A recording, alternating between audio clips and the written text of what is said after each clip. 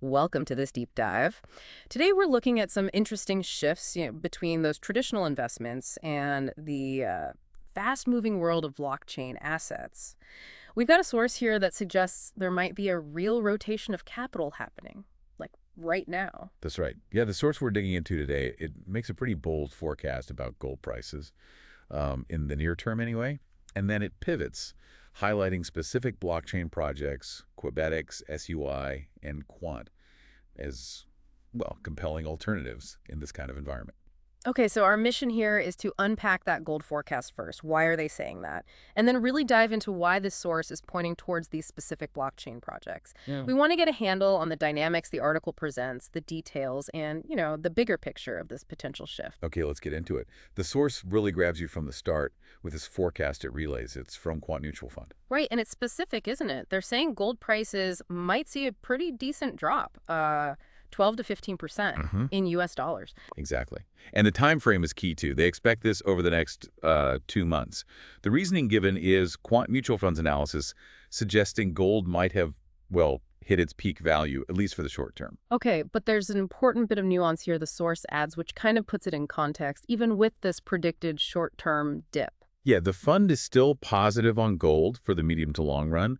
They stress it's still important for a portfolio. So it's not like they're saying ditch gold forever. It's more of a tactical short-term call. And the article uses this potential correction as a bridge, really. It's presented as a key reason investors might be looking, beyond the usual safe havens like gold right now. Which leads naturally to where the source sees the spotlight turning, blockchain. And it points to a pretty concrete signal for this shift record DeFi trading volume. $304.3 million in a day. That feels like more than just noise. It points to real activity, real interest in decentralized finance. It definitely does. The source kind of frames it as, maybe legacy financial systems are seen as a bit slow, maybe weighed down by regulations, while on the other hand, you've got these blockchain projects actively building the infrastructure for what it calls a more borderless, interoperable financial future. So, okay, if investors are thinking about moving capital, maybe because of that potential gold dip, where does the source say to look? It highlights 3 names as, top contenders right now: Qubetics, SUI, and Quant. Let's get into the details the article gives us, starting with Qubetics. Ticker is TTIC. Right, so Qubetics. The source identifies its main goal as pushing forward cross-chain efficiency, interoperability. Which is a fundamental issue, right? Like all these separate blockchains, they don't naturally speak the same language, makes moving things between them kind of clunky. Exactly. And the source says Qubetics is building this middleware layer. Think of it like a universal translator, as the source puts it, designed to link different protocols in real time.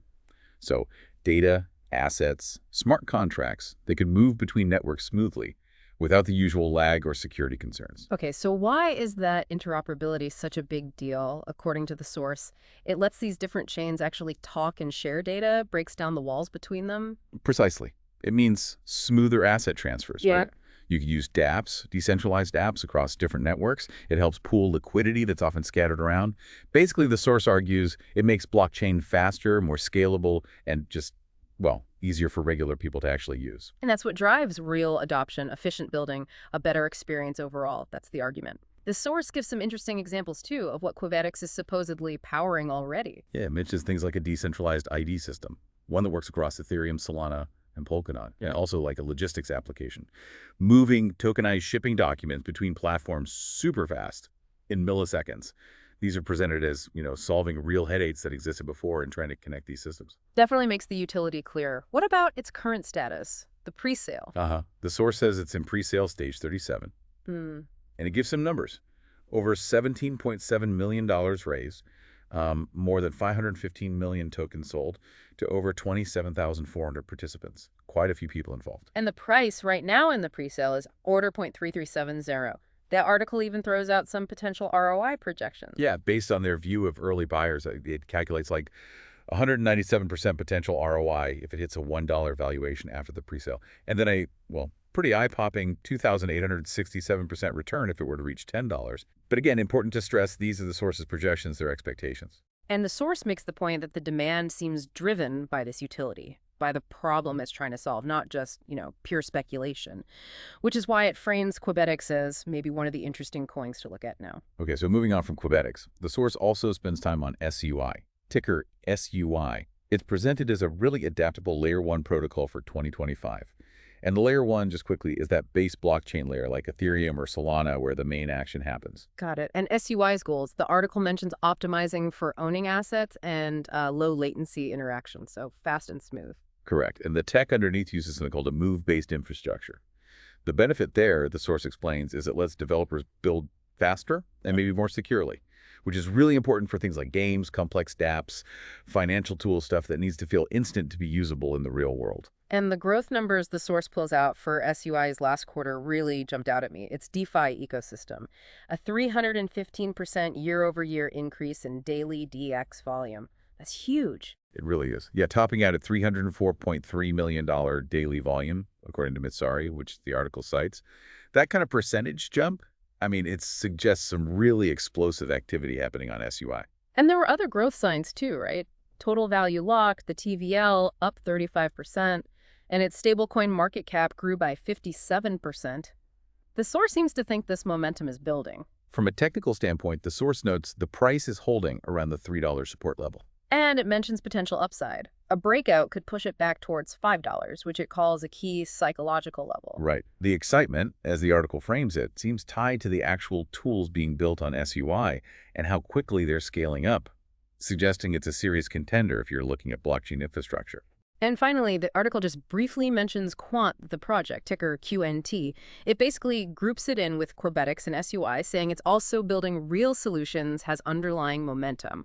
Although, yeah, the article focuses more detail on Qubetics and SUI and talks about Quant Mutual Fund's views on gold. It still includes the Quant crypto project in that group, implying it sees similar value, maybe in its focus on connecting like enterprise systems to blockchain. So yeah, pulling it all together, the source's main argument seems to be that finding opportunities in crypto now, it's maybe less about just chasing hot trends. It's more about spotting the fundamental direction where the innovation and the money seem to be flowing.